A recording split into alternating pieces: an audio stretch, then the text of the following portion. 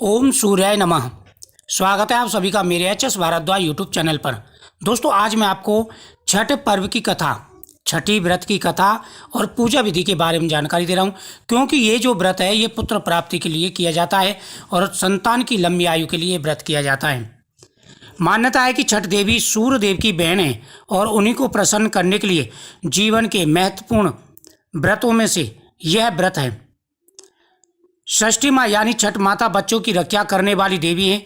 इस व्रत को करने से संतान की आयु लंबी होती है, पुत्र प्राप्ति का आशीर्वाद भी प्राप्त होता है।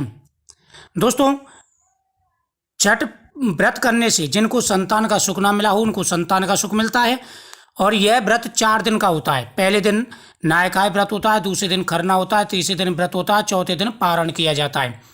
तो पहले नायकाय में सादा शाकाहारी भोजन करते हैं और खरना में मीठा भोजन किया जाता है, नमक नहीं खाया जाता। षष्ठी वाले दिन निर्जल व्रत रखा जाता है और सप्तमी को व्रत का पारण किया जाता है। कथा के अनुसार प्रियव्रत नाम के एक राजा थे, उनकी संतान का नाम मालिनी था। दोनों की कोई संतान नहीं थी। इस बात से राजा और उसकी पत्नी बहुत दुखी रहते थे। उन्होंने एक दिन संतान प्राप्ति की इच्छा से महर्षि कश्यप द्वारा पुत्रेष्टि यज्ञ करवाया। इस यज्ञ के फलस्वरूप रानी गर्भवती हो गई। 9 महीने बाद संतान सुख को प्राप्त करने का समय आया तो रानी को मरा हुआ पुत्र पैदा हुआ। इस बात का पता चलने पर राजा को बहुत दुख हुआ। संतान शोक में वह आत्महत्या करने का मन बना लिया, लेकिन जैसे ही राजा ने आत्महत्या करने की कोशिश की, उनके सामने एक सुंदर देवी प्रकट हुई।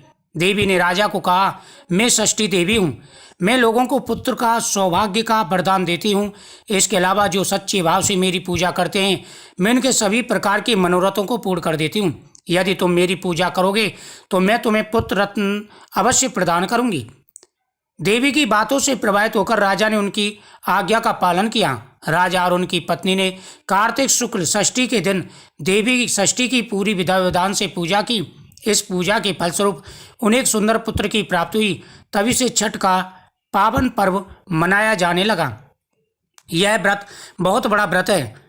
छठ पर्व के संदर्भ में कई कथाएं हैं, लेकिन ये कथा सबसे ज़्यादा प्रचलित है। छठ पर्व की पूजा करने से सूर्यदेव प्रसन्न होते हैं और छठी माता प्रसन्न होती हैं और हर प्रकार की मनोकामना पूरी कर देती हैं।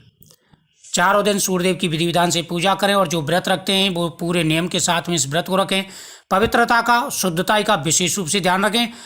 जो व्रत रखते हैं, जिनके यहाँ व्रत की परंपरा वो व्रत रखें और जिनके यहाँ व्रत की परंपरा नहीं है वो सूर्यदेव की सादा रूप से पूजा करें।